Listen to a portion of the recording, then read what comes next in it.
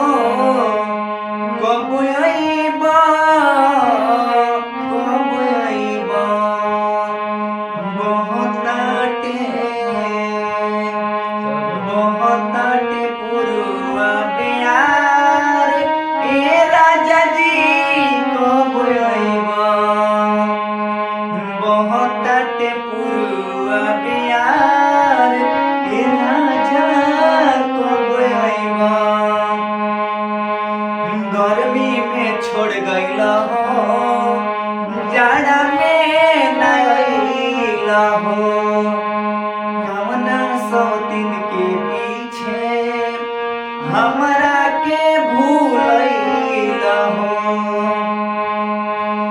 गर्मी में छोड़ गईला हो, जाड़ा में न अइला हो, कवना सौ दिन के पीछे हमरा के भूलैला हो।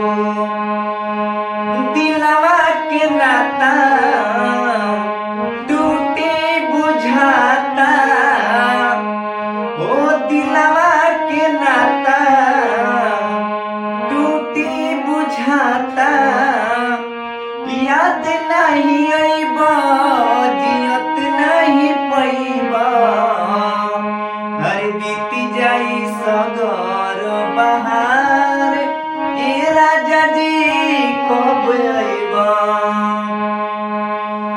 बहुताटे पुरुआ प्यार, हे राजा कब अइबा। कब अइबा हो, कब अइबा, कब अइबा हो, कब अइबा, कब अइबा। बहुताटे पुरुआ प्यार, ए राजा जी कब अइबा। हर कोइल सुर हो सिंगार हो, तोहरा बिन बेकार हो, बिंदिया बिलख के रोवेले, रोए कजरा के धार हो। कोइल सुर हो सिंगार हो, तोहरा बिन बेकार हो, बिंदिया बिलख के रोवेले, रोए कजरा के धार हो। देवराय अकेला खेलल चाहे खेला हो, देवराय अकेला खेलल चाहे खेला, और बिंद बलमुआ कबले तू अइबा, अरे बीती जाई सगर बहार, ए राजा जी कब अइबा। बहुताटे पुरुआ प्यार, ए